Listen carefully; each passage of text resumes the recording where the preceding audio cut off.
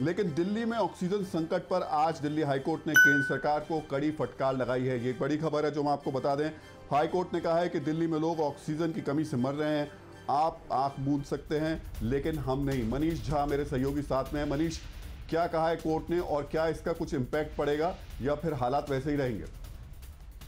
देखिए राहुल, जब Delhi high court में आज सुनवाई हो रही थी तो दिल्ली सरकार के वकील ने जब ये कहा कि ऑक्सीजन की वजह से बहुत सारे लोग मर रहे हैं, तो केंद्र सरकार के वकील ने कहा कि आप रेटोरिक स्टेटमेंट दे रहे हैं। इस बात से दिल्ली हाई कोर्ट बेहद नाराज हुई। दिल्ली हाई कोर्ट का कहना था कि आपको ये रेटोरिक लग रहा है जो दिल्ली सरकार कह रही है या जो हम कह रहे हैं, क्या आपको दिखाई नहीं देता है? हम अंधे नहीं हैं, लोग मर रहे हैं और इसका जवाब कौन देगा?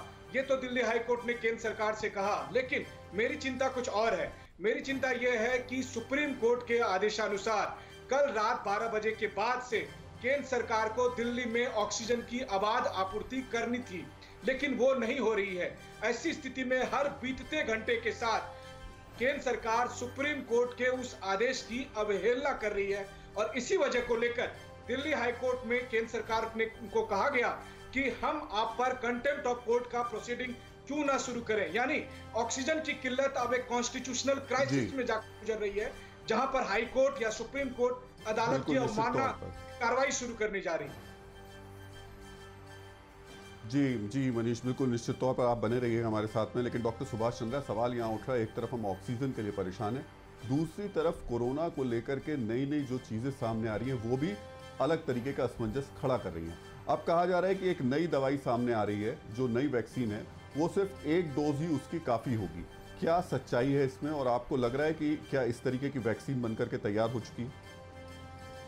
जी, क्यों नहीं। वैक्सीन के ऊपर तो रिसर्च पिछले 1 साल से चल रही है और ये विज्ञान का एक चमत्कार है कि इतने कम अंतराल के अंदर संसार में कम से कम 4-5 बहुत पुख्ता वैक्सीन प्रोड्यूस हुए हैं।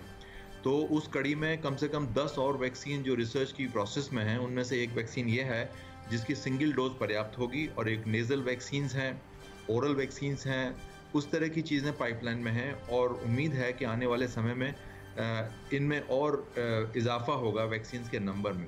हमारे देश में आने वाले महीनों के अंदर ही कई वैक्सीन और उपलब्ध होने वाले हैं, जैसे फाइज़र का, मॉडर्ना का, जॉनसन्स के, ये सब वैक्सीन आने वाले हैं और मुझे पूरी उम्मीद है कि इससे हमारी जो वैक्सीन की क्राइसिस है वो काफ़ी हद तक हल हो जाएगी।